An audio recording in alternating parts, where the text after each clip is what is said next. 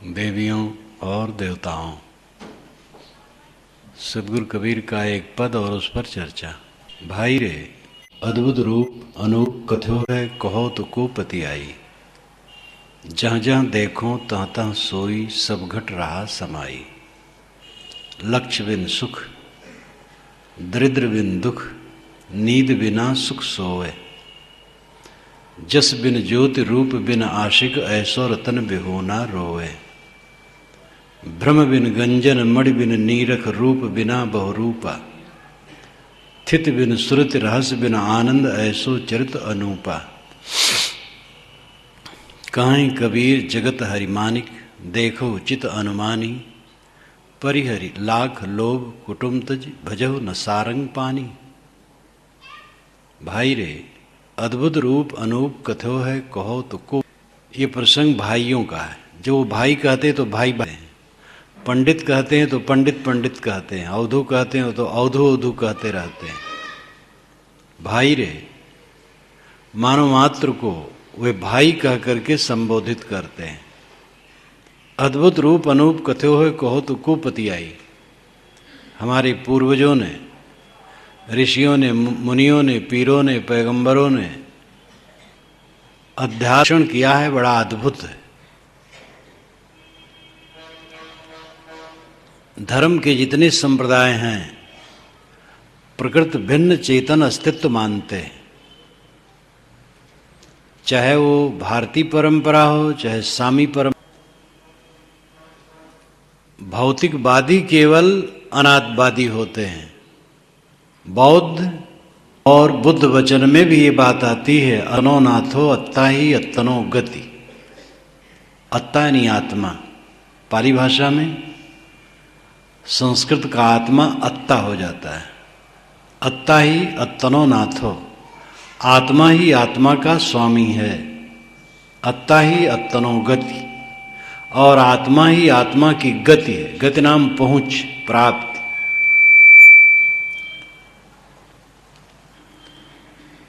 परमार्थ पथ के जितने पथिक हैं ये मानते हैं कि प्रकृति से भिन्न चेतन अस्तित्व है। हम जड़ नहीं हैं, चेतन हैं। हम मिटते नहीं हैं और बनते नहीं। बनना मिटना कार्य पदार्थों का होता है। मैं कार्य नहीं हूं, मैं परिनिष्ठित शुद्ध चेतन आत्मा हूं। ये विचार सभी धार्मिक मतों का है। और ये विचार तो कोई कुछ भी कर सकता है, लेकिन तथ्य है कि आप जड़ नहीं है, चेतन है। आप जड़ तत्वों के लक्षणों से बिल्कुल विलक्षण हैं। जीव की अपनी पूर्णता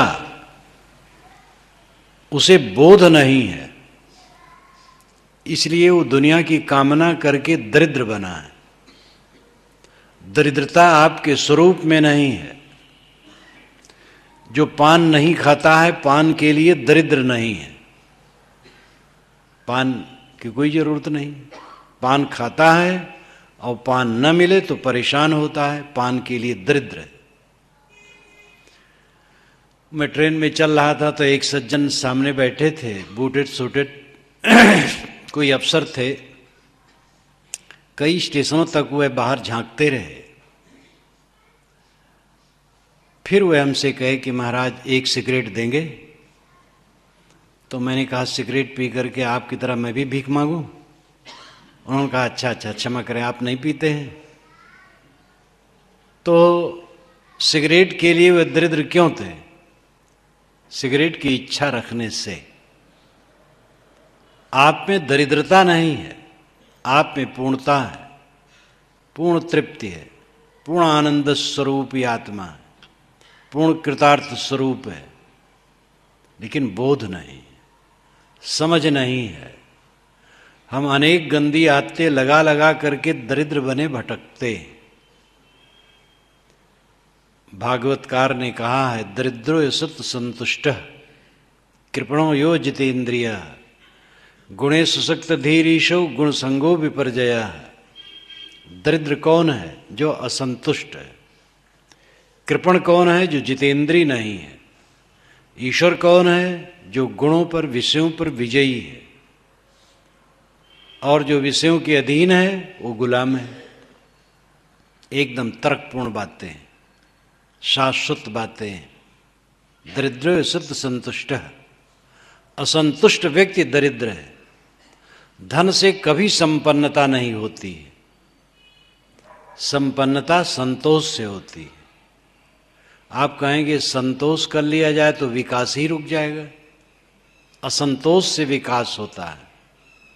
अगर असंतोष से विकास होता है तो सबका विकास हो जाना चाहिए। सब तो असंतुष्ट हैं। और विकास का अर्थ क्या है?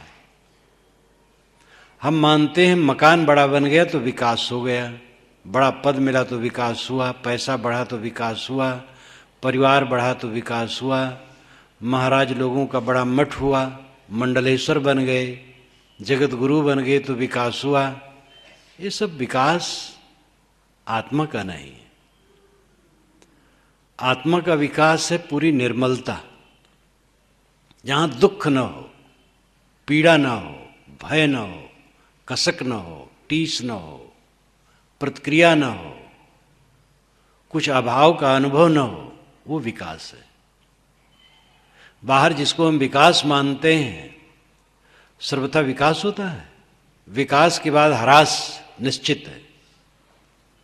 सर्वे क्षयांता नित्याः पतनांता समुच्चयाः संयोगा विप्रयोगांता मरणांतम ही जीवितम। सारे संग्रहों का विनाश है, सारी उन्नतियों का पतन है, सारे संयोगों के बाद वियोग है और जन्म के बाद मृत्यु है। कोई भी वस्तु निरंतर विकसित नहीं होती है, परिवर्तित होती है। विकास शब्द अपने में पूर्ण नहीं है, परिवर्तन शब्द पूर्ण है। एक बच्चा विकसित होते होते 1.5 फीट से 5 फीट 6 फीट हो सकता है, 7 फीट हो सकता है, लेकिन हजारों फीट नहीं हो सकता है। फिर वो गलेगा, छीड़ होगा और मरेगा। इसलिए दुनिया में निरंतर विकास नहीं होता है। परिवर्तन शब्द पूर्ण है, परिवर्तन होता है।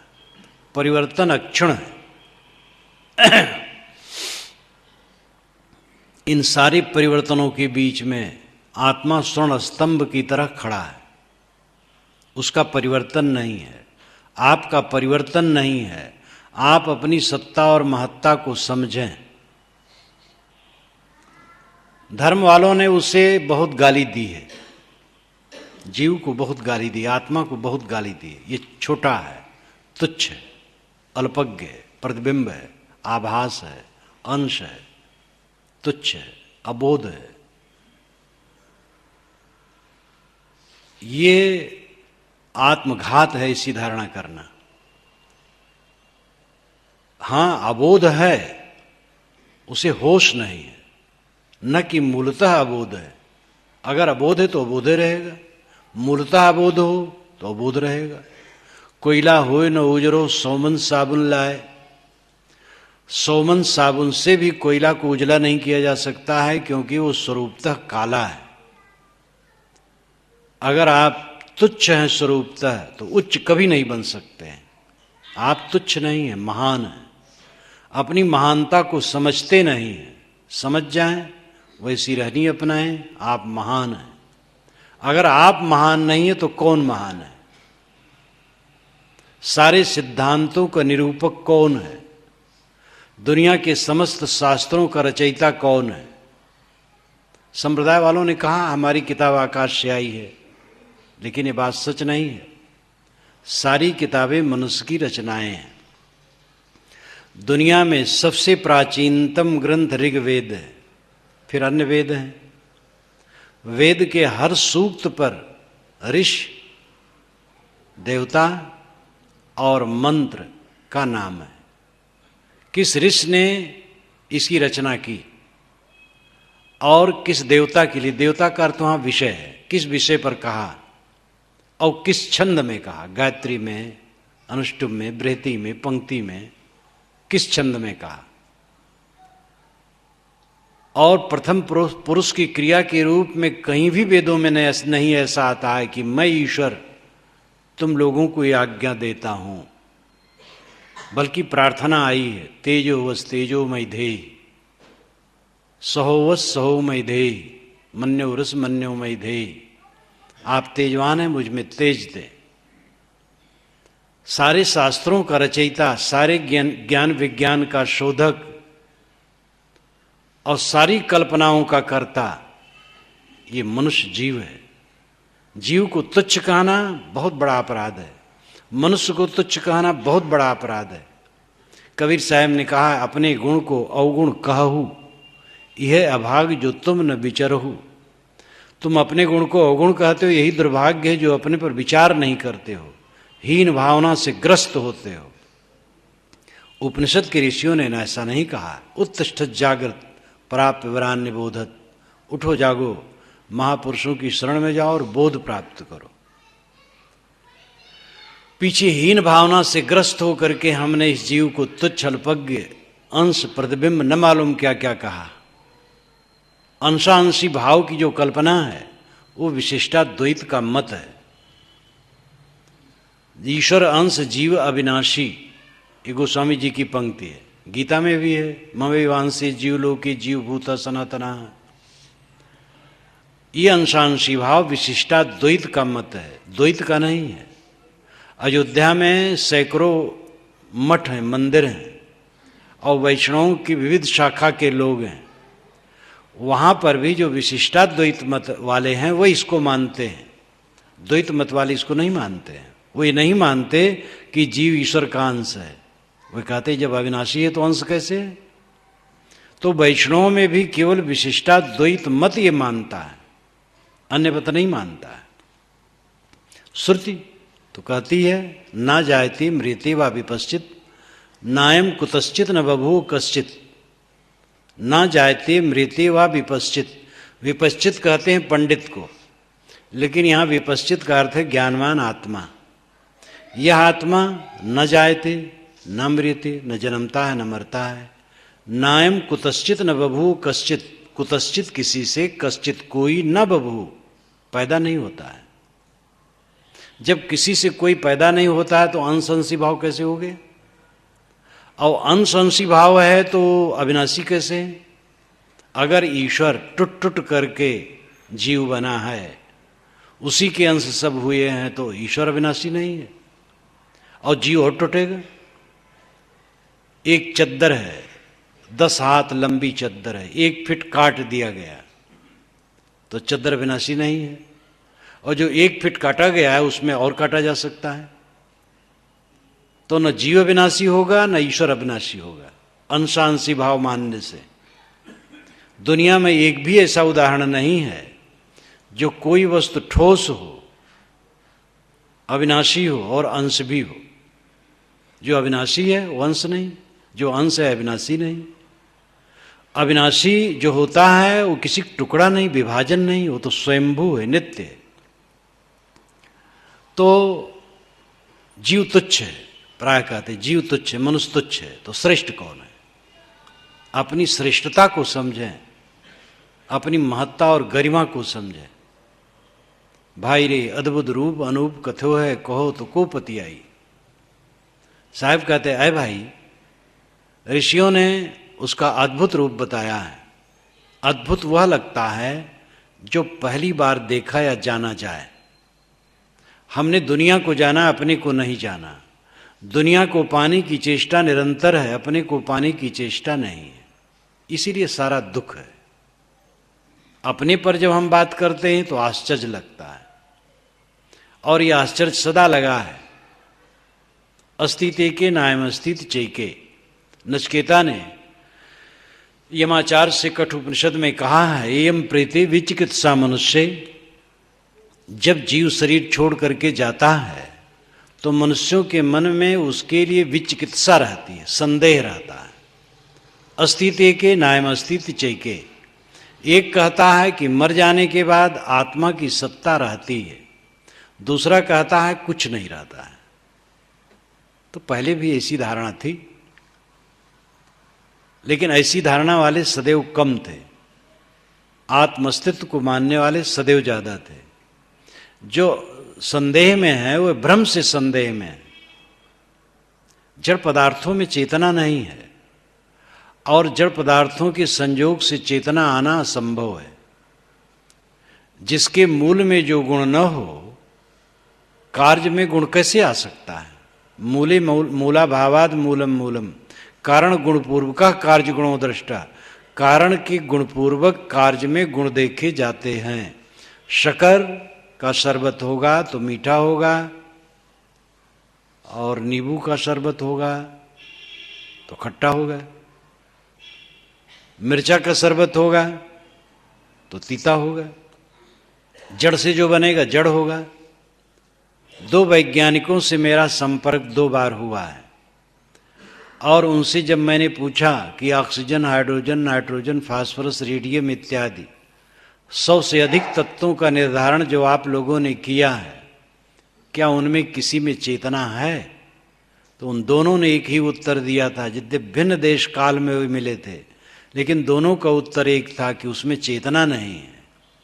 तो मैंने कहा जब मूल द्रव्य में चेतना नहीं है तो उसके कार्य में चेतना कैसे आएगी? तब उन्होंने स्वीकारा कि नहीं आएगी। तो मैंने कहा चेतना एक प्रत्यक्ष गुण है, और वो आप और हम चेतन हैं। गुण द्रव्य में होता है, चेतना रूपी गुण का द्रव्य क्या है? उन्होंने कहा यही तो हम नहीं समझ पाते हैं। मैंने कहा इसी को हम आत्मा कहते, जीव कहते, चेतन कहते, रूह कहते, सोल कहते, और इसी की जब पूर्ण स्थिति आ जाती है उसी को भगवत परमात्मा कहते, राम कहते।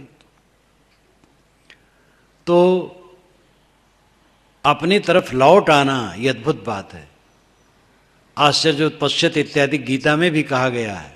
कोई आश्चर्य के समान देखता, सुनता, समझता, और समझ करके भी नहीं समझ पाता है। दूर की वस्तु देखने में आती है, निकट की वस्तु देखने में कम आती है। आंख में लगा हुआ कज्जल, अपनी ही आंख में कज्जल लगा है लेकिन कज्जल दिखता नहीं है। चांद सितारे दिखते हैं, हमें पर दिखता है, स्व नहीं दिखता है। इसीलिए सारा संकट है। हम जिंदगी भर परिधि में घूमते हैं, केंद्र में आते ही नहीं। जहां तक मन का व्यापार है परिधि है, आत्मा केंद्र है। जैसे एक कोल्हू है। आजकल तो सब बदल गया है विद्युत शक्ति के कारण। तेली का कोल्हू, बैल जुड़ता था और वो घूमता था एक चक्कर में, कोल्हू बीच में, और चक्कर में घूमता रहता था। जो चारों तरफ का चक्कर है वो परिधि है और कोल्हू केंद्र है। आत्मा केंद्र है, मन परिधि है। हम सदैव मन में घूमते रहते हैं। विषय वासनाओं का संकल्प करेंगे या थोड़ा इससे उभरेंगे तो देवी देवताओं का संकल्प करेंगे। मन से कुछ गढ़ेंगे किसी ईश्वर को, उसमें घूमते रहेंगे। तो पहले तो देवी देवताओं और ईश्वर को गढ़ करके कुछ ऐसा करना अच्छा है, क्योंकि चंचल मन को स्थिर करने के लिए वो सब साधन है, लेकिन है सब मन के ही व्यापार। जब परिधि खत्म हो जाती है और केंद्र में आ जाता है व्यक्ति, आत्मा में, तो मन का व्यापार समाप्त हो जाता है।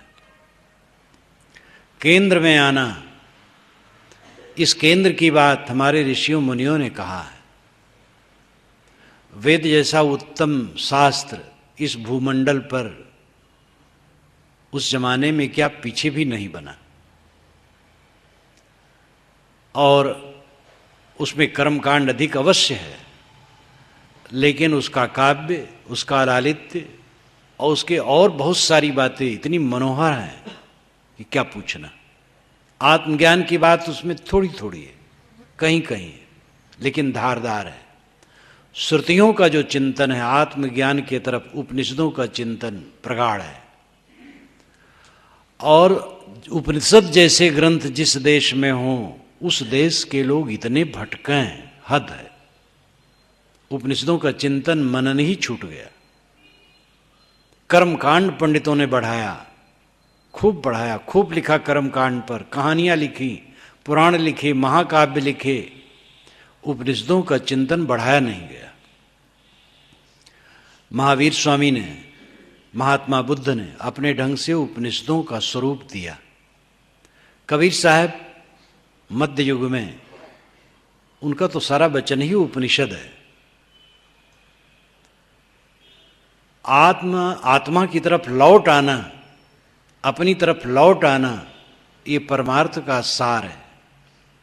भाई रे अद्भुत रूप अनूप कथ्यो है, कहो तो कोपति आई।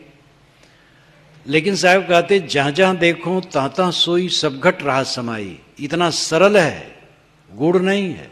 जहां जहां देखता हूं सब घट में वही समा रहा है। सब घट मेरा साइया, सोनी सेज न कोय, बलिहारी वाघट की जाघट प्रगट होए। प्रगट होने का मतलब आत्मानुभूति होना। सब घट मेरा साइया, ये सिद्धांत मान के आचरण किया जाए। कौन शूद्र कौन ब्राह्मण है, कौन हिंदू मुसलमान ईसाई यहूदी है, ये सब नाम है। प्राणी मात्र के प्रति सद्भाव की जरूरत है। सब घट रहा समाई, सब घट में वही तत्व स्थित है।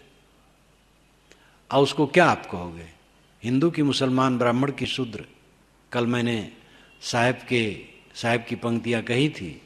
हंस देह तज न्यारा हुई, ताकि जाति कहे धो कोई, स्याह सफेद की राता पियरा, अवर्ण वर्ण की ताता सेरा, हिंदू तुरुक की बूढ़ो बारा, नारी पुरुष का क्यों विचारा। जीव जब शरीर छोड़ के अलग होता है तो उसको क्या कहोगे? स्याह कहोगे कि सफेद कहोगे, कि पीला कहोगे कि लाल कहोगे, ठंड कहोगे कि गर्म कहोगे, हिंदू कहोगे कि मुसलमान कहोगे, स्त्री कहोगे कि पुरुष कहोगे, सवर्ण कहोगे कि अवर्ण कहोगे? शुद्ध चेतन क्या है? शुद्ध चेतन ज्ञान मात्र है, वह आपका स्वरूप है। सब घट में वही बैठा है। इसलिए जिधर दृष्टि जाए हमें भगवत दर्शन होते हैं। भगवान के दर्शन के लिए हम लालायित हैं। भगवान मिले तो दर्शन करें। जिनके दर्शन करते हैं उनको भगवान नहीं मानते, जिनको भगवान मानते उनके दर्शन नहीं होते। यही हमारे जीवन की लीला है। जो हमारे पास है उसका उपयोग नहीं करते हैं, और जो नहीं है उसकी कल्पना करते हैं। लोग सोचते हैं अगर हमारे पुत्र होता तो हम दशरथ बन जाते, बड़ा शुद्ध प्यार करते। भाई है लेकिन उसके लिए भरत या राम नहीं बनते। पैसा होता खूब दान पुण्य करते, गरीबों की सेवा करते। शरीर है लेकिन उससे किसी की सेवा नहीं। वाणी तो है ही है लेकिन मीठ वाणी भी नहीं। मनुष्य के पास जो शक्ति नहीं होती है उसकी कल्पना करता है, और जो शक्ति होती है उसका दुरुपयोग करता है। तो जो सामने दिखाई देते हो तो भगवान भगवती नहीं है, और जो भगवान भगवती हैं उनके हिसाब से वो पता नहीं उन कहाँ है। तो जीवन खाली खाली रहेगा। भगवान भगवती तो सर्वत्र हैं। ये देखो भगवान भगवती बैठे हैं सब। कबीर जीती आत्मा तिथे शालिग्राम, जितनी आत्माएं हैं शालिग्राम भगवान है। तो सब घट रहा समाई, लक्ष्य बिन सुख दरिद्र बिन दुख, नींद बिना सुख सोए। लक्ष्य बिन सुख, लक्ष्य नाम लाख की संख्या। लाख की संख्या का अर्थ है अधिक धन। वे लखपति हैं, मतलब धनी है। आजकल लखपति कोई बहुत बड़ा धनी नहीं होता है, लेकिन इसका लाक्षणिक अर्थ है धनी। लक्ष्य बिन सुख, लखपति हुए बिना इंसान सुखी रहता है जिसे आत्मज्ञान है और आत्मशोधन है, आत्मस्थित है। वह लखपति हुए बिना भी सुखी रहता है। धनी होने का मतलब है अतिरिक्त चीजों वाला। ये आदमी धनी है, इसका मतलब आवश्यकता से अधिक वस्तुएं हैं। और उसे वो क्या करेगा? धनी है तो क्या 2-2 4-4 कुंतल खाएगा? एक साथ 10-10 20-20 कुर्ते और शर्ट पहनेगा? काम तो थोड़े से है। एक धनी हमसे मिलने एक बार आए थे, इस संदर्भ में उनकी याद आ जाती है। तो हमारे भक्त ने परिचय कराया, ये सेठ आदमी है। तो मैंने कहा हाँ ये बड़े कबाड़ी होंगे। तो मुझे उन्होंने घूर करके देखा। तो मैंने समझाया कि आप धनी हैं तो बड़ा मकान होगा, इसलिए लोह लक्कड़ सीमेंट का कबाड़ आपके ज़्यादा होगा। घर में धात के टुकड़े, कपड़े के टुकड़े, बर्तन के टुकड़े, फर्नीचर के टुकड़े, कागज के टुकड़े ज़्यादा होंगे। कुल मिला करके आप बड़े कबाड़ी होंगे। तब वे सरल हो गए, हंसने लगे कि आप ठीक कहते। शरीर एक कबाड़ है और इस कबाड़ को चलाने के लिए थोड़े कबाड़ की जरूरत है। लेकिन धन क्या है? धन राम धन है, जो अंदर में ज्योति है, वह धन है। राम धन, अल्लाह धन को हो, शब्द है, शब्द में भड़कने की जरूरत नहीं। और कबीर का राम तो ऐसा है कि सार्वभौमिक है। एक वैष्णव का राम थोड़े समय के लिए तो माना जा सकता है, श्री रामचंद्र को कहते होंगे। श्री रामचंद्र को उपास्य हिंदू ही सब नहीं बनाते हैं। जितने हिंदू कहलाने वाले हैं सबके परम उपास्य श्री रामचंद्र नहीं है। शैव लोग शिव को मानते हैं। कट्टर कृष्ण उपासक, कृष्ण के अलावा और किसी की गुंजाइश नहीं। और कट्टर राम उपासक की भी वही दशा है। आर्य समाजी हैं, बहुत लोग हैं, नाम कहाँ तक गिनाया जाए। श्री रामचंद्र को परम उपास्य रूप में हिंदू समाज ही सब नहीं मानता, हिंदू समाज का छोटा अंश मानता है। लेकिन जिस राम को कबीर कहते हैं कोई नकार नहीं सकता है। हृदय बसे ते ही राम न जाना, हृदय में बसने वाला राम है। और वही करीम और केशव है, हरि और हजरत है। भाई रे दुई जगदीश कहाँ ते आया, को ने बोराया। अल्लाह राम करीमा केशव, हरि हजरत नाम धराया। तो राम धन है, आत्म धन है। आपका असली धन राम है, अंतर ज्योति है। और ये सब कूड़ा कचड़ा है, चारों तरफ कूड़ा कचड़ा है, कूड़ा कचड़ा, केवल कूड़ा कचड़ा।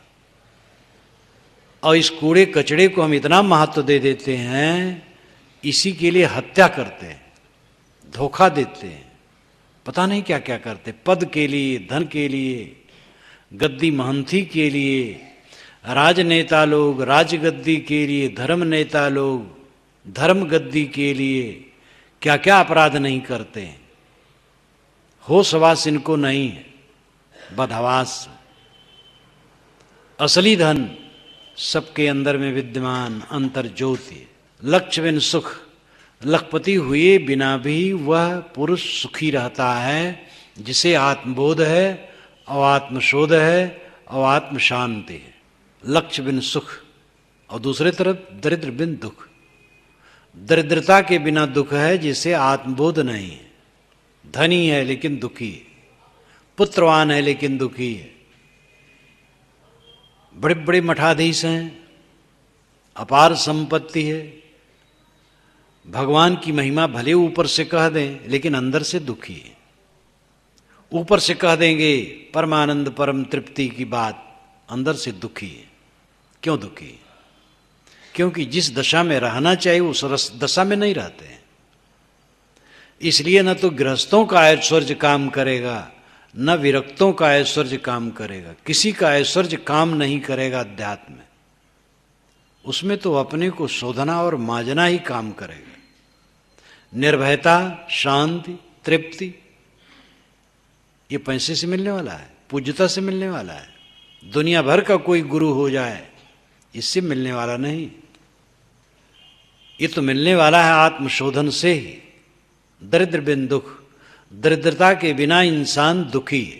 पेट भर खाता है लेकिन दुखी है, तन भर कपड़ा पहनता है लेकिन दुखी है।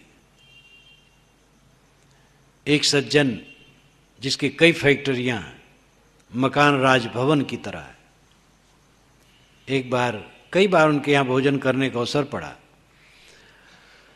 भोजन बना, हम लोगों का नियम है संत भोजन बनाते हैं अपने साथ के। वो केवल शुद्धता की दृष्टि से, और जात पात तो कुछ माना नहीं जाता है। जो प्रशिक्षित हो जाए हम लोगों के ढंग से वही बना सकता है, कोई भी हो। मुस्लिम लड़का भी हमारे साथ 20 बरस रहा है साध रूप में, वो भी हमारी रोटी बनाता था। ईसाई लड़का भी रहा है। जाति हम पूछते ही नहीं है कौन है, लेकिन शुद्धता पर जोर है। तो साधु गए, भोजन बनाए, मैं भी भोजन करने गया, भोजन कर लिया। तो गृहपति मुझे लेकर के लान में घूमने लगे। कहे महाराज मेरे समान कोई दुखी नहीं। दरवाजे पर करीब 7 गाड़ियां खड़ी थी, राजभवन जैसा भवन, मकान, कई फैक्ट्रियां चलती हैं। कि आपके समान कोई दुखी नहीं? कहे कोई दुखी नहीं। उन्होंने मेरा प्रवचन सुना था, सुनते रहते, हर साल सुनते हैं। तो उन्होंने कहा कि आप कहते हैं दुखी न होना जीवन की उच्चता है, और कोई क्षण ऐसा नहीं है कि मैं दुखी न रहूं, हरदम दुखी हूं। क्यों? उन्नति करते करते आदमी अपना पतन कर लेता है। कितने सज्जन हैं, दुकान करते थे और समय से फुर्सत लेकर के ध्यान में बैठते थे, अध्ययन करते थे, सत्संग करते थे, खाते पीते थे, कोई कमी नहीं थी। पैसा बढ़ गया, एक दुकान और खोल ली, फिर एक छोटा कारखाना लगा लिए, फिर और कुछ कर लिए, फिर कर्ज ले लिए। पहले कर्ज नहीं था, अब कारखाना खोलने के लिए कर्ज ले लिए, कर्जी भी हो गए। अब भयभीत होने लगे, स्नायु मंडल उनका सिकुड़ने लगा, पाचन शक्ति बिगड़ने लगी, पाचन शक्ति बिगड़ गई, चिंता बढ़ गई, ब्लड प्रेशर हो गया, शुगर हो गया, बीमारी बढ़ गई, खाना पीना घट गया, भौतिक सुख भी उनका लुट गया, आध्यात्मिक सुख तो दूर है। खूब मर्यादा में बढ़ गए, उन्नति में बढ़ गए, इतनी उन्नति किए कि अपने को चौपट कर दी। हम उन्नति में लगे हुए हैं, आंतरिक उन्नति का होश हवासी नहीं। असली उन्नति तो जीवन की निर्मलता है, शांति है, तृप्ति है। और ये उन्नति नहीं हुई तो बाहर की उन्नति किस काम की? अंजन कहा आंख जय फूटे, बहुतक कहो कहाँ लो। गोस्वामी जी ने कहा वह आंजन किस काम का है जिससे आंख ही फूट जाए? आंजन तो वह ठीक है जिससे आंख में निर्मलता है। सारी उपलब्धियों का फल होना चाहिए जीवन में निश्चिंतता, तृप्ति, आनंद, संतोष, निर्भयता। उन्नति बाहर बढ़ी और भीतर पतन हुआ, क्या समझदारी? तो दरिद्र बिन दुख, दरिद्रता के बिना लोग दुखी है। दरिद्रता किसे कहते हैं? अगर कोई कहे मेरे पास रंगीन टीवी नहीं इसलिए मैं दरिद्र हूं, कोई कहे यार मेरे कार नहीं इसलिए मैं दरिद्र हूं, तो ये कोई बात हुई? दरिद्रता का लक्षण है दिन भर मेहनत करे फिर भी अपना और परिवार का पेट न भर पावे, तन पर कपड़े ठीक से न हो, रहने के लिए फूस का छप्पर भी न हो, तो ये दरिद्रता है। और दरिद्रता निश्चित ही दुख है। लेकिन पक्के मकान में रहते हैं, दोनों टाइम गर्म भोजन करते हैं, पैसा है बैंक में भी जमा है, नियमित आमदनी है, लेकिन दुखी है। अब वो दुख की चिकित्सा फिर वही पैसे में खोजते हैं, सम्मान में खोजते हैं, पद में खोजते हैं। बड़े आदमी बन जाएंगे तो सुखी हो जाएंगे। बड़े आदमी ही दुनिया के तिकड़मबाजी से, बड़ाई का उन्हें पता ही नहीं बड़ाई क्या है। तो दरिद्रता के बिना सब जीव दुखी हैं। लक्ष्य बिन सुख, दरिद्र बिन दुख, नींद बिना सुख सोवे। लेकिन ज्ञानी तो नींद के बिना भी सुख से सोता है। नींद बिना सुख सोवे। जिसे आत्मज्ञान नहीं है, विवेक नहीं है, जीवन की निर्मलता नहीं है, तो नींद के समय भी उसे नींद नहीं लगती, करवटे बदलता रहता है, नींद की गोली खाता है तब झपकी आती है। लेकिन जिसका मन निर्मल है नींद के बिना सुख से सोता है। जब नींद का समय होता है तो नींद लेता ही है, बाकी समय भी मानो सुख से सोता है। आदि शंकराचार्य ने प्रश्नोत्तरी में कहा है, शेते सुखम कस्तु समाधि निष्ठा। प्रश्नोत्तरी ग्रंथ ही है, प्रश्न किया गया, उत्तर दिया गया है। शेते सुखम कस्तु, ये प्रश्न है, कौन सुख से सोता है? तो उत्तर दिया गया समाधि निष्ठा, जो समाधि में लीन है, जो आत्मा में लीन है। समाधि का अर्थ आदि नाम मानसिक पीड़ा, सम का मतलब समाप्त, मानसिक पीड़ा की समाप्ति समाधि है। समाधि का एक रूप है विचारों का अंत, संकल्पों का अंत। दूसरा रूप है विचार तो हैं लेकिन कोई उद्वेग नहीं, कोई पीड़ा नहीं। विचार विहीन, विकार विहीन, ये दोनों समाधियां। अब एक तो विचार का अर्थ है कि अच्छे विचार करना, विचारवान होना चाहिए, वो अलग विषय है। लेकिन अंतिम साधना है विचार विहीन दशा। विचार का अर्थ यहां हुआ स्मरण, ख्यालात, कुछ न सोचना, कुछ न सोचना, विचारों से ऊपर अवस्था, ये समाधि है। लेकिन ये थोड़े समय होगा, कोई 1 घंटा, 2 घंटा, 3 घंटा, जितना समय बैठा रहे। लेकिन जब उठेगा, काम धंधा करेगा, व्यवहार में लगेगा, तो विचार तो आएंगे, लेकिन विकार नहीं है। विचार तो आते हैं, विकार नहीं है, कोई मालिन्यता नहीं है, राग द्वेष ईर्षा क्रोध उद्वेग अशांति कुछ नहीं, भय चिंता कुछ नहीं। तो समाधि है। जो समाधि में है वो सुख से सोता है। सुषुप्ति का उपनिषद में अर्थ किया गया है अपने को पाना, स्व अपीति। और एक जगह से अतिरिक्त जगह में भी उपनिषद में इस पर विचार किया गया है। स्व अपीति सुषुप्ति, स्व नाम खुद, अपीति नाम पाना, खुद को पाना सुषुप्ति है। गोस्वामी जी ने एक दोहा कहा है, जीव शिव सम सुख सैन, सपने कछ करतूति, जागृत दीन मलिन से विकर विषाद विभूति। जीव जब सोता है तो शिव तुल्य हो जाता है, शिव कृतार्थ रूप। गाढ़ी नींद में कोई दुख नहीं रहता है, चाहे वो बहुत कर्जी हो, असाध्य बीमारी से पीड़ित हो, समाज में अपमान हो गया हो, व्यापार का दिवाला पिट गया हो, कुछ भी हो, गाढ़ी नींद में पहुंचने पर कोई दुख नहीं। जीव शिव सम सुख सैन, जब सुख से सोता है जीव तो शिव है। लेकिन सपने कछ करतूति, जब वो सपने में आता है तब कछ करतूति करता, प्रपंच करता है, तब दुखी हो जाता है। और जागृत दीन मलिन से विकल विषाद विभूति, और जब जागता है तो पूरा दीन मलिन हो जाता है, विकल विषाद विभूति, विषाद की विभूति उसके पास है। विषाद नाम दुख, दुख का ऐश्वर्य सब लोगों ने कमा रखा है। संसार के लोगों ने कौन कमाई की है? दुख का ऐश्वर्य। नींद खुली, चिंता सवार, व्यर्थ चिंता, चिंता करने की आदत।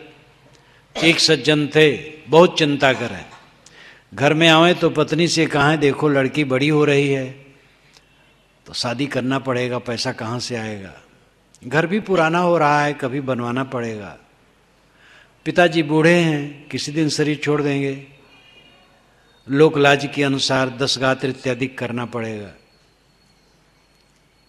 पत्नी समझावे वो माने नहीं, हरदम चिंतित।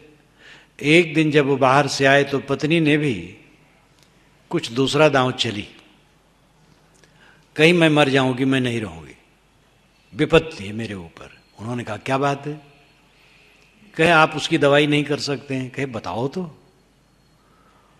उसने कहा कि एक महात्मा आए थे, उन्होंने कहा बेटी तू 80 वर्ष की उम्र वाली है, 40 वर्ष की है, 40 वर्ष और जिएगी, मैं मर जाऊंगी।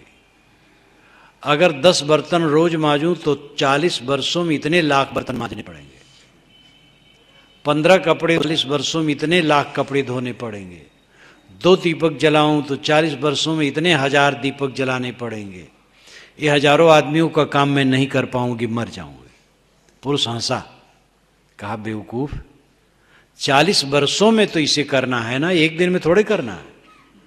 पत्नी ने कहा आपको मैं बेवकूफ कैसे कहूं? लड़की की शादी, घर का बनवाना, पिता का 10 गात्र, ये समय समय से करना है। और अपने आप सब समय दवाई है। एक सज्जन जब ऑफिस से आवे तो उनकी पत्नी कहे क्या कहें, अभी बर कहीं नहीं मिला, लड़की जवान हो रही है। वो कई बार सुनते गए कि अच्छा आज बैठ करके बात कर ले, बर नहीं मिला, लड़की जवान हो गई, इसको हम 150 बार कह ले, तो चिढ़ गई वो, कहे तुम तो बिल्कुल बेकार बात करते हो।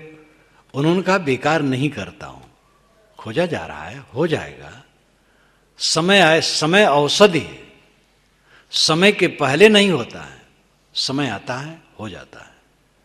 समय सबकी दवाई है, सारी समस्याओं का समाधान समस्याओं के अंदर ही निकलता है। आदमी को धीरजवान होना चाहिए। कई बार आपने देखा होगा जिस पर आप उलझ गए होंगे, उद्वेगित हो गए होंगे, अशांत हो गए होंगे, आपको नींद नहीं आई होगी 2-3 दिन, वही समस्या कुछ दिनों के बाद हास्यास्पद लगी होगी। इसी को लेकर के मैं इतना सोच रहा था। आपको स्वयं अपने ऊपर हंसी आएगी। अगर कोई आदमी शरीर छोड़े और एक पेड़ पर जाके बैठ जाता और अपने पूर्व जीवन को पूरा देख पाता और समझ पाता, याद कर पाता, तो अपने पूर्व जीवन पर उसको हंसी आती। इन्हीं सब चीजों के लिए मैं परेशान रहा, आज ये सब बेकार हो गए। विवेक न होने की वजह से आदमी उलझा है। धर्म के नाम पर भी जो करता है, तो कहीं जप कर लिया, कहीं पाठ कर लिया, तीर्थ में घूम आया, मंदिर में चला गया, देवी देवता का आराधना कर लिया, बस यहीं तक उसकी इतश्री है। ये गलत नहीं है, ठीक है, कुछ सात्विक मनोरंजन है, लेकिन इसके लिए अच्छे सत्संग की जरूरत है, बोध की जरूरत है, और गहराई से अपने अंदर के दोषों को निकालने की जरूरत है। एक विद्वान और ऊंचे पद पर स्थित मुझसे मिले आज से 18 वर्ष पूर्व, और बड़े विनम्र, बड़े अच्छे, लेकिन इतने पोगापंथी थे कि हद। बातचीत हुई तो उनको मैंने क्षमा नहीं की। मैंने सोचा कोई चपरासी होता तो क्षमा करता, इनको क्षमा नहीं करना। खूब कहा। अंत में वे रुके, गए, बुढ़ापा में मिले, रिटायर्ड हुए, बहुत दिन हो गए। कहा महाराज क्या गायत्री जपने से भी कुछ होता है? और गायत्री के बड़े भक्त, गायत्री पर उन्होंने पुस्तकें लिखी। मैंने कहा गायत्री जपने से भी मन में प्रसन्नता आएगी, दुख नहीं दूर होगा। केवल गायत्री नहीं, कोई मंत्र जपो, मन में प्रसन्नता आएगी। दुख दूर होगा जब दोष दूर होगा, जब राग दूर होगा, मोह दूर होगा, आसक्ति दूर होगी। उन्होंने कहा आप सच कहते हैं। 18 वर्षों के बाद उन्होंने माना कि आप सच कहते हैं। उन्होंने कहा मैंने अपने गुरु जी से कहा था कि महाराज जब 7 वर्ष हो गए दीक्षा हुए और मेरे जीवन में कोई परिवर्तन नहीं आया, तो उनसे मैंने कहा कि महाराज मेरे ऊपर शक्तिपात कर दीजिए। तो उन्होंने कहा मुझे जो गुरु जी से मिला था सब आपको दे दिया। तो मुझे बड़ी निराशा हुई। मैंने कहा शक्तिपात महाझूठ है, धर्म में 1000 झूठाइयाँ चलती हैं। तो हंस करके कहे आप ठीक कहते हैं, गुरु शक्तिपात कर दे। और धनी लोग और शिक्षित लोग ये ज्यादा चाहते हैं। धनी और शिक्षित ज्यादातर साधना और तप करना नहीं चाहते, त्याग कुछ करना नहीं चाहते। ऐसा सस्ता गुरु खोजते हैं जिनको हम रुपया चढ़ा दें और वे शक्तिपात कर दें। आप हमें महात्मा कहें, हम आपको धर्मात्मा कहें, बस आप हमें पैसा खाली चढ़ा दें और हम आपका बेड़ा पार कर दें। बेड़ा पार अपना अपना करना पड़ेगा। गुरु केवल रास्ता दिखा सकता है। विवेकानंद के ऊपर रामकृष्ण परमहंस ने शक्तिपात कर दिया, तो और शिष्यों पर क्यों नहीं किया? क्या और शिष्य उनके प्रिय नहीं थे? ऐसा पक्षपात क्यों? विवेकानंद में अपना बल था, योग्य गुरु पा करके आगे बढ़ गए। शक्तिपात महाभ्रम है। गुरु महाराज मुक्ति दे देते हैं, मुक्ति का रास्ता दिखाते हैं। मुक्ति कोई झोले में रखी हुई चीज नहीं, किसी कोई उठा के दे दे। उसमें यही अर्थ है कि जैसे हमारे घर में धन गड़ा था, हम जानते नहीं थे, किसी शोधक ने शोध के बताया तो धन मेरा था, लेकिन उसका उपकार इतना है कि मानो उसने अपनी जेब से दिया। ऐसे आत्मधन रामधन मेरा ही है, लेकिन मैं जानता नहीं था। गुरु ने बताया तो मानो गुरु ने दिया, किंतु गुरु ने केवल बताया जो मैं हूं वही तू है। इसी भड़ोच जिले में नर्मदा तट पर कबीरवड़ है, गुजरात के भड़ोच जिले में नर्मदा तट पर कबीरवड़ है, 600 वर्ष पुराना, कबीर साहब के जमाने का। तत्वा और जीवा 2 ब्राह्मण बंधु कबीर साहब के शिष्य थे। कबीर साहब 4 बार गुजरात आए हैं, ये यहाँ के इतिहासज्ञों ने लिखा है। तो एक बार कबीर साहब चलने लगे जब, तो तत्वा और जीवा ने उनके पैर पकड़ लिए, कहे महाराज हम आपको चाहते हैं, आप यहीं रहें। तो साहब ने कहा जो तू चाहे मुझको, छाड़ सकल की आश, मुझे ही ऐसा होए रहो, सब सुख तेरे पास। अगर तुम मुझे चाहते हो तो जैसे मैं सबकी कामनाओं को छोड़ करके आत्मस्थ हूं, वैसे तुम भी हो जाओ, बस सब सुख तुम्हारे पास है। मेरे हाथ पैर पकड़ करके क्या करोगे? साधु के पैर में तो चक्के लगे रहते हो, एक जगह रुकता नहीं है, चलता रहता है। जो तू चाहे मुझको, छाड़ सकल की आश, मुझे ही ऐसा होए रहो, सब सुख तेरे पास। अपना अपना बंधन सबका बनाया है और अपना अपना बंधन सबको काटना है। न कोई भगवान काट देगा, न सदगुरु काट देगा। भगवान तो हमारी अवधारणा है, सदगुरु प्रत्यक्ष है, सदगुरु बोध देता है, ईश्वर बोध नहीं देता है, ईश्वर बोलता नहीं है। ईश्वर की हम अवधारणा करते हैं, उधर से कोई उत्तर नहीं है, एक पवित्र अवधारणा है। लेकिन सदगुरु अवधारणा नहीं, वो प्रत्यक्ष है, वो बोध देगा, बोलेगा, बोध देगा, लेकिन करना खुद को पड़ेगा। इसलिए सस्ता सौदा में कभी मत पड़िए। 18 पुराण और महाभारत, इन 19 जिल्दों से अगर महिमा परक मंत्र छांटे जाएं तो करीब करीब 40,000 श्लोक होंगे जो दिमाग खराब कराऊ हैं। नर्मदा कह देने से सारा पाप भस्म होता है, अमुक नाम लेते ही सब पाप भस्म हो जाता है। अमुक मंत्र के जप से, चाहे वो गुरुपत्नी के साथ अत्याचार किया हो, ब्रह्म हत्या किया हो, गो हत्या किया हो, नगर में आग लगाया हो, अगर अमुक मंत्र जप ले तो सब पाप भस्म हो जाएगा। ऐसी सी बकवास की गई है कि कर्म सिद्धांत को ही हिला करके रख दिया गया है। उपनिषदों में कहीं ऐसा नहीं है। यथा संकल्पो भूत तत्कर्तुर्भूत, यत् कर्तुर्भूत तत्कर्म कुरुते, यत् कर्म कुरुते तद संपद्यते। बृहदारण्यक उपनिषद के ऋषि कहते हैं जैसा आदमी संकल्प वाला होता है वैसे कर्म करने की इच्छा वाला होता है, जैसे कर्म करने की इच्छा वाला होता है वैसे कर्म करता है, और जैसे कर्म करता है वैसे फल पाता है। ये वैज्ञानिक तथ्य है। तो धर्म के नाम पर उलूल जुलूल बातें, खूब बकवास है, खूब बकवास है, और उसमें समाज भटका हुआ है। नीरछीर विवेकी बने, इसलिए कोई बात मत मान लें कि बड़ी जनसंख्या के लोग कहते हैं, इसलिए भी न मान लें कि पुरानी पुस्तक में लिखा है, मान्य पुस्तक में लिखा है, इसलिए न मान लें कि बड़े पुरुष कहते हैं, पूज्य पुरुष कहते हैं, किंतु विवेक से देखें कि तथ्य क्या है। भूत तो अभूत तो आप सृज्यमाने समाश्रुति, निश्चितम युक्त युक्तम चा यद तद्भवति नेतरेत।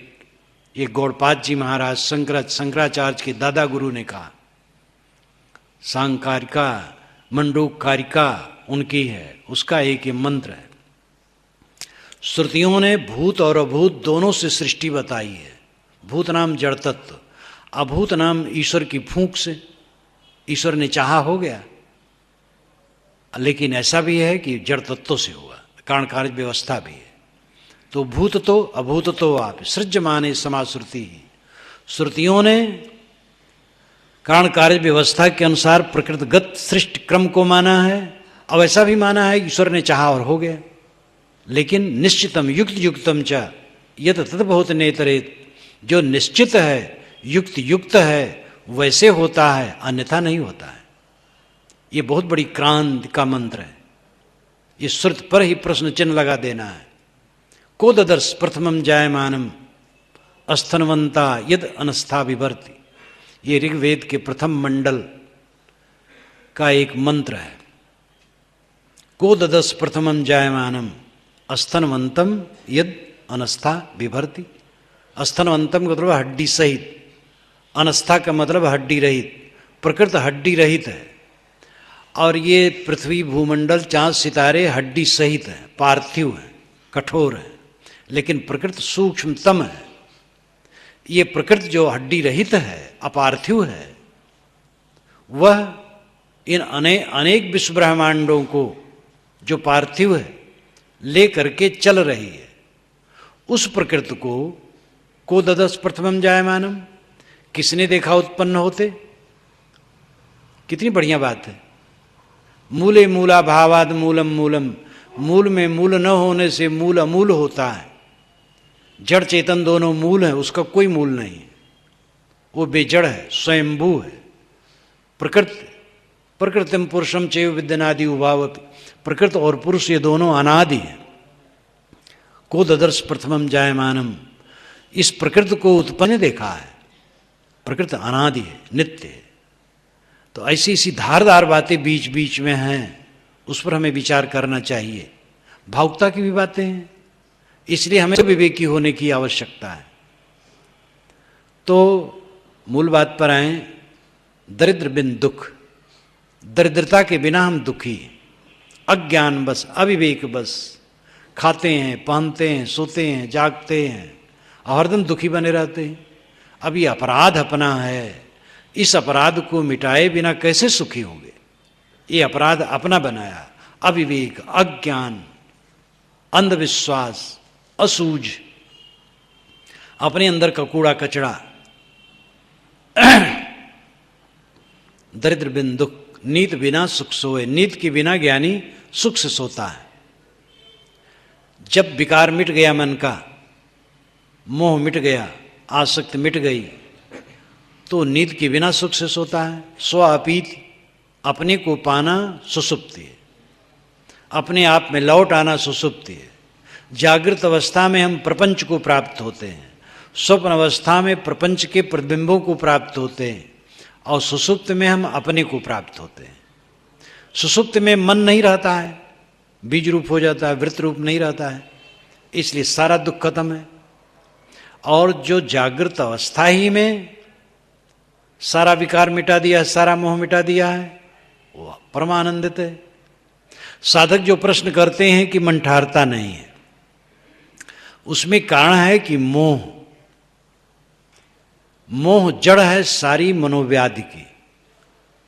सस्ते सस्ते नुस्खे गुरुजन बहुत देते हैं और मूल बात पर आते ही नहीं हैं।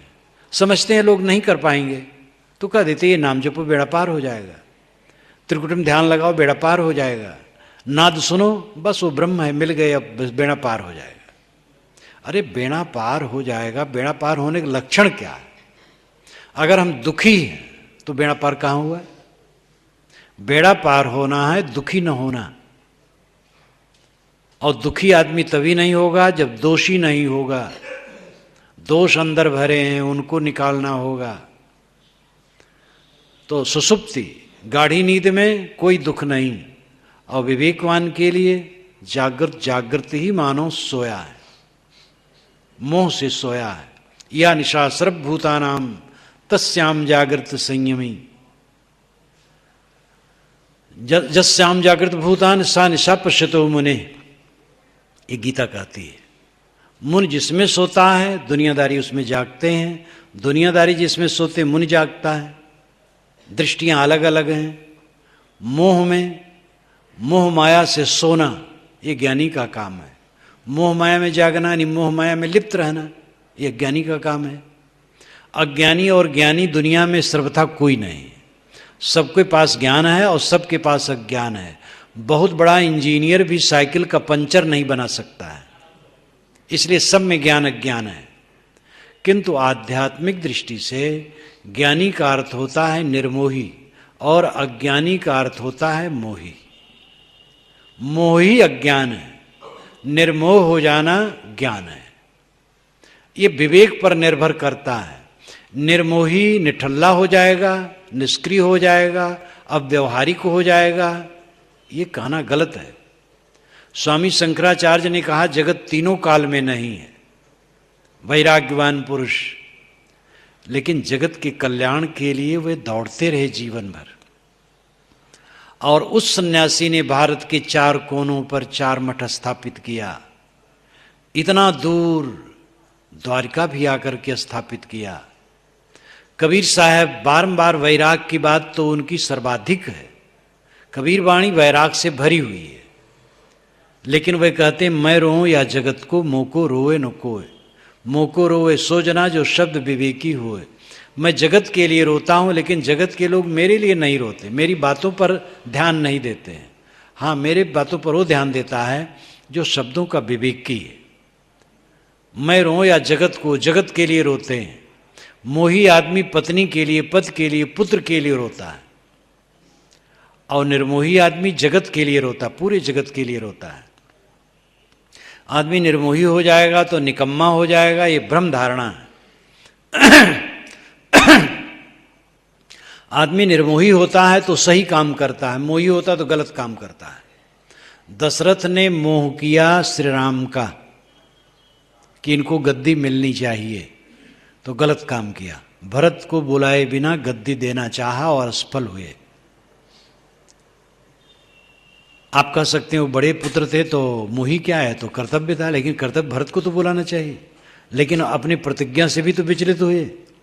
वाल्मीकि रामायण में अयोध्या कांड में जब श्री राम को मनाने भरत जंगल जाते हैं चित्रकूट, तो गोस्वामी जी ने तो बड़ा कोमल बना दिया है। राम कहते जो कहो सो करूं, भरत कहते जैसी आपकी आज्ञा। लेकिन वाल्मीकि रामायण में तो एकदम तर्क है, वकालत है पूरी। श्री राम अपना पक्ष रखते हैं, भरत अपना पक्ष रखते हैं। जब श्री राम सारा पक्ष रख लिए तब अंत में कहे देखो भरत, अयोध्या की गद्दी की अधिकारी तुम ही हो। जब कैकेयी की शादी हुई थी पिताजी से, तब कैकेयी के पिता ने ये हरा लिया था पिताजी से कि कैकेयी से उत्पन्न बच्चा ही अयोध्या की गद्दी पर बैठे, आप स्वीकारें तो मैं शादी करूं। तो उन्होंने कहा मैं स्वीकारता हूं। पंजाब के लोग गोरे होते हैं, सुंदर होते हैं, लंबे होते हैं, लड़कियां भी सुंदरी होती हैं। ये तो पूरा काल से तमाम ग्रंथों में आता है कि रजवाड़े सब जाते थे पंजाब लड़कियां लाने के लिए, तो कैकेयी अत्यंत सुंदरी थी, और उसी मोह में उन्होंने व्रत ले लिया था और हार गए थे अपने ससुर के सामने कि कैकेयी से उत्पन्न बच्चा ही अयोध्या गद्दी पर बैठेगा।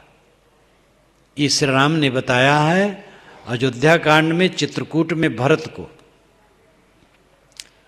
और इसीलिए जब भरत और शत्रुघ्न चले गए मामा यहाँ, तब दशरथ ने राम को गद्दी देना चाहा। और यहाँ तक भी लिखा है कि पहले तो सभा में कहा कि मैं बूढ़ा हो गया हूँ, थक गया हूँ। राम बलवान है और हमसे भी योग्य हैं और जनता भी उनको मानती है। मैं चाहता हूँ उनको गद्दी दे दो। मैं तो एक पक्षी हूँ, आप लोग सोचिए। सब लोगों ने समर्थन किया, बात तय हो गई, लेकिन तिथि निश्चित नहीं हुई। घर में जब गए दशरथ तो सुमंत को भेजे राम के पास, बुला लाओ। बुला लाए, कहे देखो भरत सज्जन है, तुम्हारे अनुगामी है, लेकिन साधु का भी मन बदल सकता है, इसलिए अयोध्या से जब तक वे दूर हैं तुम्हारी गद्दी हो जाए। जाओ, मैं वशिष्ठ को भेजता हूं, दीक्षा लो दोनों प्राणी, और कल गद्दी हो जाए। श्री राम कुछ नहीं बोलते हैं, आ जाते हैं। वशिष्ठ आते, दोनों को दीक्षित करते हैं। कुशासन पर दोनों रात भर सोते हैं। सुबह फिर वही सुमंत जाते हैं वनवास देने के लिए, बताने के लिए, जो आप कथा सब जानते हैं। तो दशरथ के मन का मोह और सारा दुख उत्पन्न किया। सीता जी के मन का मोह, सोने का मृग भटकाया। राम धनुष बाण लेके तैयार हो गए। लक्ष्मण ने कहा भैया सोने का मृग नहीं होता है, ये कुछ गड़बड़ है, कहे नहीं, अब सीता का बहुत मन है, चाहे जैसे हो मार के या जिंदे लाऊंगा। और परिणाम भयंकर दुख हुआ। इसीलिए वेदव्यास ने श्री राम को क्षमा नहीं किया। महाभारत में लिखा, असंभवे हेममयस जंतोस तथापि रामो लुलुभे मृगाय प्रायः समासन्न पराभवाणाम धियो विपर्यस ततरा भवन्ति। जब युधिष्ठिर एक बार जुआ में सब हार गए तो द्रौपदी रोने लगी धृतराष्ट्र से। धृतराष्ट्र ने कहा, बेटी मैं सब लौटाए देता हूं। पांचों पांडव चल पड़े, खुश हो गए। दुर्योधन सुना तो दुखी हो गया। धृतराष्ट्र से आके कहा, पिताजी आपने सब गड़बड़ा दिया, छल बल करके जीता था तो आपने फिर दे दिया, बुलाइए हम फिर जुआ खेलेंगे। अब धृतराष्ट्र फिर बुला लिए। युधिष्ठिर कह देते मैं नहीं जुआ खेलता, अब कोई प्रतिबंध नहीं था, लेकिन फिर लौट पड़े जुआ खेलने के लिए, इतने पक्के जुआड़ी। तब वेदव्यास जी ने वहां कहा, असंभवे हेममयस जंतोस तथापि रामो लुलुभे मृगाय प्रायः समासन्न पराभवाणाम धियो विपर्यस ततरा भवन्ति। सोने का मृग होना असंभव है, लेकिन राम जैसे महापुरुष भी लुभा गए। सच है, जब पतन का दिन आता है तब बुद्धि विपरीत हो जाती है। इस धरती आकाश के बीच में क्षमा नाम की कोई चीज नहीं है, ये आप ध्यान दें, बड़ी कठोर बात है। क्षमा नाम की कोई चीज नहीं, जो करो सो भरो, चाहे साधारण मनुष्य करे, चाहे बड़ा मनुष्य करे, और चाहे भगवान जिनको हम कहें वो करें, फल भोगना है। महाराज राम को फल भोगना पड़ा।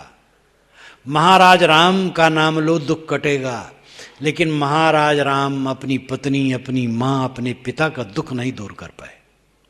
सब दुखी हो के, पिता दुखी हो के मरे, माताएं दुखी रहीं, सीता जी दुखी रहीं, स्वयं भी दुखी रहे। भावना में हम चाहे कुछ कह डालें, भावना में सत्य छिप जाता है। इसलिए भावुकता नहीं चाहिए, विवेक चाहिए, श्रद्धा चाहिए। श्रद्धा की जरूरत है, लेकिन अति श्रद्धा पागलपन है। बुद्धि की जरूरत है, लेकिन बुद्धिवाद नुकसानदेह। बुद्धि को श्रद्धा से और श्रद्धा से बुद्धि को शोधो, और श्रद्धा बुद्धि का जहां समन्वय है वहां विवेक है, जहां विवेक है वहां सुपथ है। इस धरती आकाश के बीच में जो देह धरा है उसके लिए कोई क्षमा की गुंजाइश नहीं है। जो करेगा भरेगा। इसलिए कर्म सुधार, इस देह में आने का फल है कर्म सुधार। सुबह से शाम तक आप कितना पैसा कमाए इसका महत्व नहीं है, कैसा कर्म किए। गलत बोले, गलत सोचे, गलत किए तो परिणाम कांटे हैं। निरंतर रिकॉर्डिंग अंदर में चलती है, चित्रगुप्त लिखते हैं। गुप्त रूप से जो चित्र खिंचता है मन में, वही चित्रगुप्त का लिखना है। हिंदू पुराण में लिखा है कि चित्रगुप्त पापुण लिखते रहते हैं। इस्लाम में भी ये दो फरिश्ते दोनों कंधों पर बैठे हैं, पापुण लिखते रहते हैं।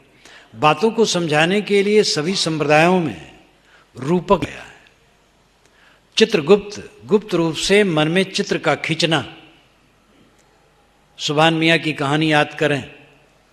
सुभान नाम के मियाँ थे, बड़े सरल और गांव के धनी।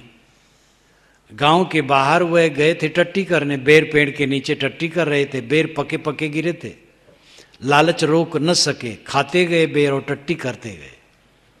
गांव में रात में वेश्या का नाच हो रहा था, नाच देखने गए। धनी आदमी को भी बड़ा आदमी माना जाता, आगे बैठाया गया। वेश्या गाना शुरू की, सुभान तेरी बतिया जान गई राम, सुभान तेरी बतिया जान गई राम। सुभान को लगा बड़ा गड़बड़ हुआ, आज मैंने कोई गलती नहीं की, यही गलती की है और जान गई होगी, कहीं देखी होगी, सभा में कहेगी, बड़ी हंसी होगी। तो उन्होंने कीमती शाल ओढ़ रखा था, उतार करके दे दिया। बहुत खुश हुई, अगली कड़ी गाई, सुभान तेरी बतिया कहाँ दूंगी राम। तो इनको बड़ा बुरा लगा, अभी कही थी जान गई राम, 500 का शाल दे दिया, आप कहती कह दूंगी राम। लेकिन उन्होंने अपने मन को महसूस करके एक बेशकीमती अंगूठी पहन रखी थी, उतार करके दे दी। गाना गाते ही इतना इनाम उसे कभी नहीं मिला था, और एकदम उछल पड़ी, सुभान तेरी बतिया कह रही हूं राम। तब सुभान मियाँ से नहीं रहा गया, झल्ला के खड़े हो गए। वेश्या की जात, ना अपनी इज्जत का डर, ना दूसरे की इज्जत का डर। क्या कहोगी? सुभान मियाँ टट्टी करते करते बेर खाते थे, यही तो कहोगे और कुछ कहोगे? समाज हंस पड़ा, बेश्या ठगमारी खड़ी हो गई। उसने कहा हुजूर मुझे कुछ पता नहीं है कि यहाँ सुभान मियाँ कोई हैं, मैं तो भगवान का गुणानुवाद गाती हूँ। सुभान अरबी भाषा का शब्द है, ईश्वर के लिए प्रयुक्त होता है। तो हमारे अंदर में नारायण बैठा है, वो सब देखता है। चोरी हम करें, किसी की नज़र न देखे न देखे, भगवान की नज़र देखती है। कोई न जाने भगवान जानता है। ये आपकी भगवान की आंखें हैं, आपकी आत्मा भगवत स्वरूप है। क्या आप नहीं जानेंगे चोरी करें? तब चोर पकड़ करके जब जज के सामने लाया जाएगा, वो कहेगा मैंने चोरी नहीं की, लेकिन अंदर में कहेगा की। तो अंदर का जो दफ्तर है वहां झूठ नहीं चल सकता है, और उस सब के अंदर में चल रहा है।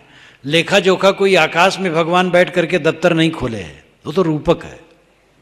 दफ्तर सब के अंदर में है, सबका मनोमय, वहां सब अंकित होता है। इसलिए बड़ी सावधानी के साथ कर्म करना चाहिए।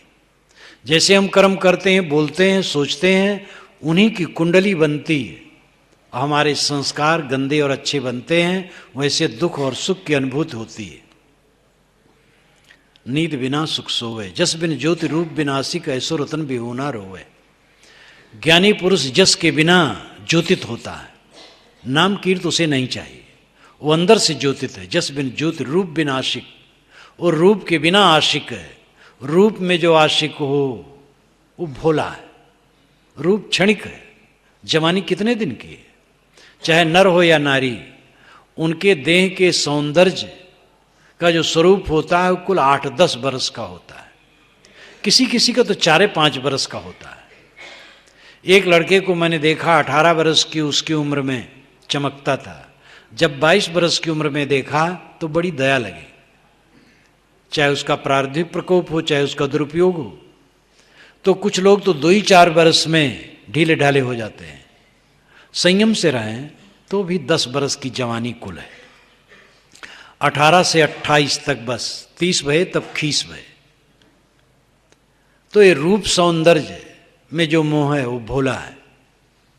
अरूप में जो मोह है, रूप को छोड़ करके आत्मा में जो स्थित हो, रूप बिन आशिक, वो आत्मा में आशिक है, आत्मलीन है, आत्म अनुरागी है। ऐसो बिहुना रोवे, ऐसे रतन का ज्ञान न होने से आदमी रोता है। हाय मेरी पत्नी मर गई, हाय मेरा पति मर गया, मेरा पुत्र मर गया, धन कम है, मेरी बदइज्जती हो गई। एक धनी आदमी आए मिलने के लिए, मुकदमा उनका चल रहा था बड़ा संगीन, उनके वकील भी थे। कहे महाराज क्या कहूँ, अपमान का बड़ा डर है, नाक कट जाएगी। इलाहाबाद के हाई कोर्ट में मुकदमा चल रहा था, वहीं से तारीख से आए आश्रम में। कहे महाराज लगता है नाक कट जाएगी। मैंने कहा तुमने नाक ऐसी बना रखी है जो कट जाएगी। तुम्हारे पास सब कुछ है, इतना मान रखे हो। आदमी मान मान करके इतना दुखी है, हद है।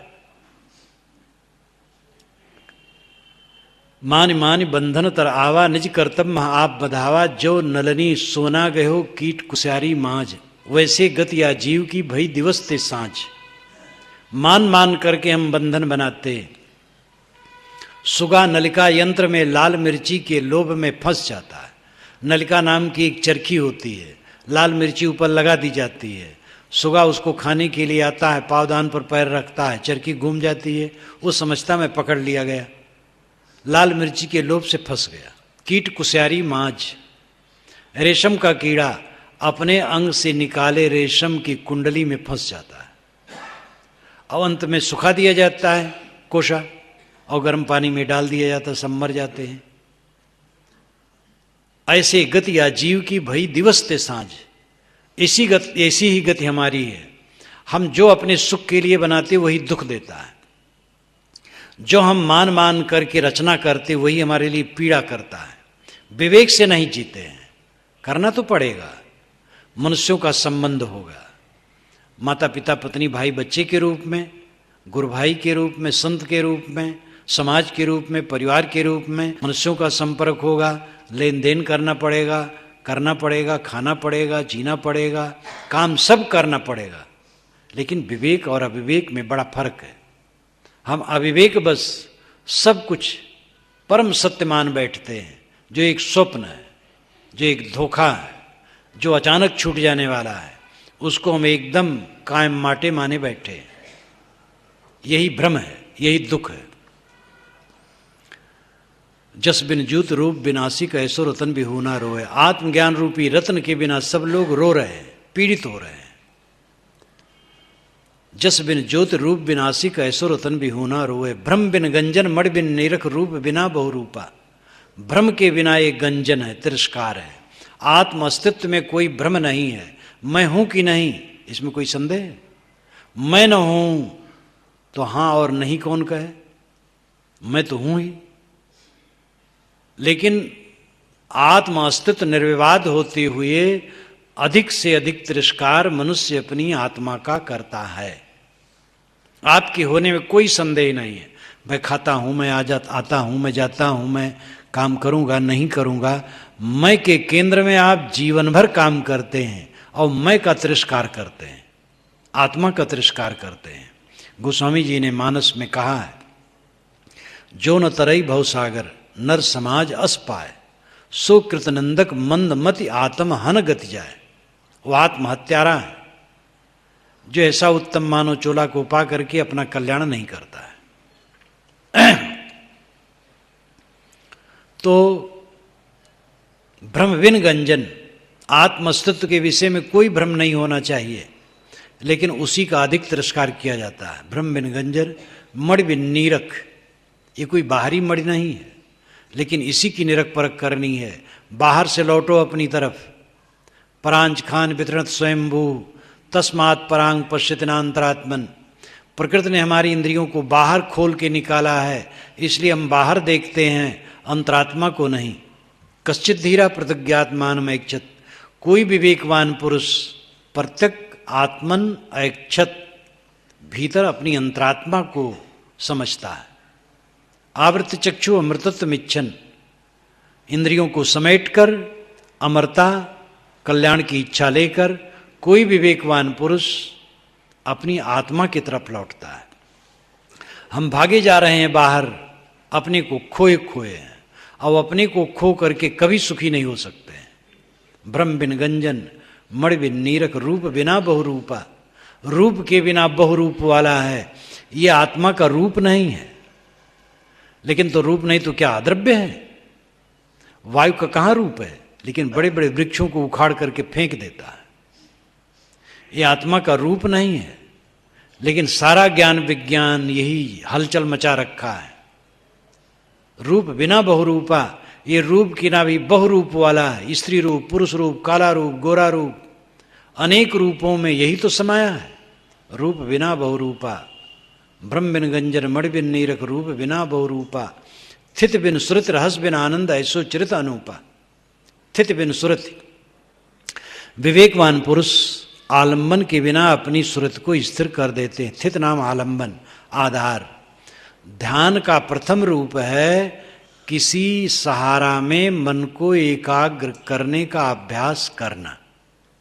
कोई आधार बना लेना, आंखें बंद करना और बंद आंखों में जो दिखाई दे उसी में मन जोड़ना। सांस आती जाती है, अपने आप सांस पर मन जोड़ना। किसी बिंदु की कल्पना कर लेना, उसमें मन जोड़ना। नाद में मन जोड़ना, किसी महापुरुष के चित्र में मन जोड़ना। किसी आधार में मन को बराबर लगाना एकाग्रता का अभ्यास है। और जब रुक गया तो एकाग्रता है। ये प्रथम साधना है। दूसरी साधना है चित्तवृत्ति का निरोध हो जाना, चित्तवृत्ति शांत हो जाना।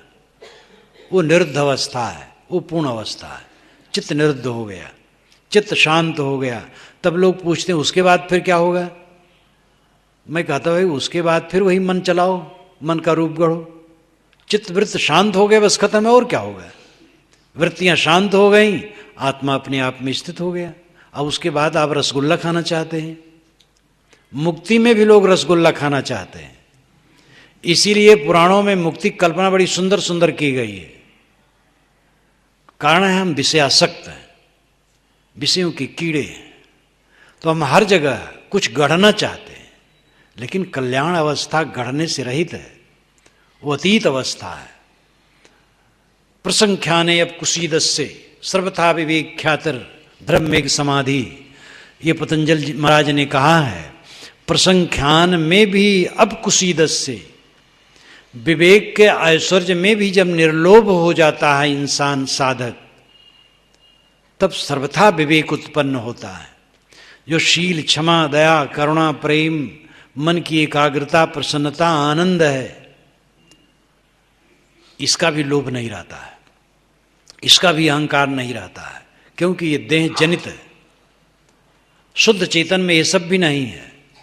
जब इस प्रकार इससे भी वितृष्णा हो जाती है, तब सर्वथा विवेक उत्पन्न हो जाता है। और धर्म मेघ समाधि, तब धर्म मेघ समाधि होती है। जल मेघ होता है, जो पानी बरसाए बादल वो जल मेघ है, जो धर्म बरसाए वो धर्म मेघ है। योग दर्शन के अनुसार धर्म है विवेक। तो किसी विवेकवान गुरु की शरण में, संतों की शरण में जा करके स्वरूप को समझना चाहिए और मोक्ष तत्व को समझना चाहिए। मन के आयाम से ऊपर मोक्ष तत्व है। जब चित्तवृत्त शांत हो गया, बस ठीक है, और क्या पाना है। तो स्थित बिन सुरत, ज्ञानी आलंबन बिना अपने मन को शांत कर देता है। रहस्य बिना आनंद, उसका आनंद रंगराज से नहीं है। सामान्य आदमी कहीं क्लब पा जाए, सिनेमा हॉल पा जाए, नहीं तो ड्राइंग रूम में ही जरा टीवी खोल दे, चीची पीपी होने लगे थोड़ा, तो आनंद आ जाएगा। नहीं कोई है तो ताश लेकर के बैठ गए, हंसी मजाक किए, या और भी इंद्रियों को किसी विषय में लगा करके तब लोग आनंद मानते हैं। साहब कहते हैं रस बिना आनंद, ये रंग रास के बिना उसका आनंद विवेकी का। वस्तु जनित सुख क्षणिक है और दुख लाता है, आत्मजनित सुख नित्य है और उसका परिणाम भी नित्य सुख है। कोई भी संसार का सुख पीड़ा से खाली नहीं है। जे घर जता बधावना ते घर तेता शोक। साहब ने कहा जिस घर में जितना बधावा बजता है उस घर में उतना शोक होता है। जहां दुनिया की वस्तुओं में आनंद मानोगे, क्लेश उसके पीछे लगा रहेगा।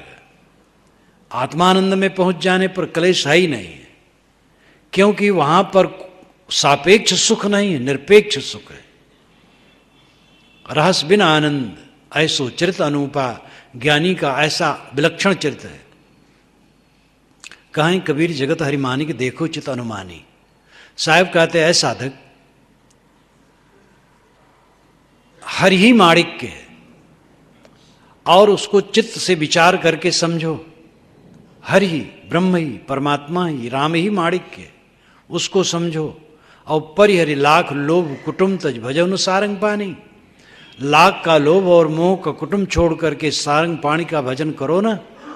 सारंग पाणी कहते जो हाथ में धनुष रखा है, वो विष्णु के लिए रूढ़ है। श्री राम के लिए भी हो सकता है, वह भी धनुष रखते थे, लेकिन विष्णु के लिए ज्यादा रूढ़ है। सारंग पाणी, हाथ में धनुष रखने वाले का भजन करो ना। यहीं पर लोग भटक जाते हैं। लोग मानते, देखो कबीर सगुण मानते हैं। कबीर सगुण निर्गुण सब मानते हैं। यहां पर विष्णु का भजन करने नहीं कहते या श्री राम का नहीं कहते हैं। सारंग पाणी शब्द लेते हैं और सारंग पाणी से शब्द आत्मा रूपी विष्णु के लिए, आत्मा रूपी राम के लिए है। ये उनकी वाणी को समझने वाले सब समझते हैं। उन्होंने सारंग पाणी, हरि, राम इन सारे शब्दों को लिया, क्योंकि कबीर साहब के जमाने के पूर्व से ये शब्द चले आ रहे थे। कबीर साहब जब अपनी रचना कर रहे थे उसके 500 वर्ष के पहले से राम शब्द गूंज गया था भारत में, और हरि शब्द उसके 1000 वर्ष के पूर्व से गूंज गया था, और साथ साथ सारंग पाणी भी। तो इन सभी शब्दों को उन्होंने लिया, लेकिन इन शब्दों का जो अर्थ है विधेयात्मक, वो अंतरात्मा है। उनका राम, उनका सारंग पाणी, उनका विष्णु अंतरात्मा है। उस अंतरात्मा का भजन करो। उपनिषद के ऋषि यही कहते हैं, पूर्व एकादश द्वार मजिस्यावक चेतसा अनुष्ठायन सोचत विमुक्तश्च विमुच्यते।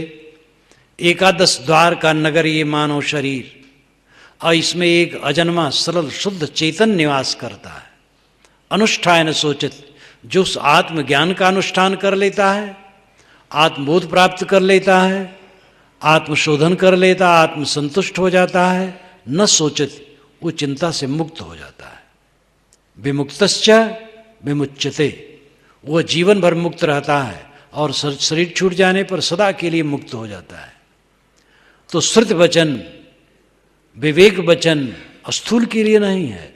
स्थूल साधना आरंभिक है, राम में, कृष्ण में, कबीर में, बुद्ध में, महावीर में, अन्य महापुरुषों में, अपने गुरु में श्रद्धा रखनी चाहिए और आरंभिक चित्त निरोध के लिए उनके चित्र का उपयोग किया जा सकता है। लेकिन अंत में जो स्थिति है वो आत्मा में ही होगी। आत्मा ही आपका आश्रय है। श्री राम का चित्र नहीं, कबीर का चित्र नहीं, बुद्ध का चित्र नहीं, किसी महापुरुष का चित्र नहीं। आत्मा का आश्रय आत्मा ही है और उसी में लौटना होगा। इसके लिए साहब महत्वपूर्ण शब्द कहते, भाई रे अद्भुत रूप अनूप कथ्यो है, कहो तो को पति आई। जहाँ जहाँ देखो तहाँ तहाँ सोई, सब घट रहा समाई। लक्ष्य बिन सुख, दरिद्र बिन दुख, नींद बिना सुख सोए। जस बिन ज्योति रूप बिन आशिक, ऐसो रतन भी होना रोए।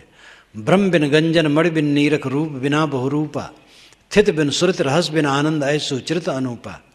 कहें कबीर जगत हरिमानिक, देखो चित अनुमानी। परिहरि लाख लोभ कुटुंतज, भजो न सारंग पानी।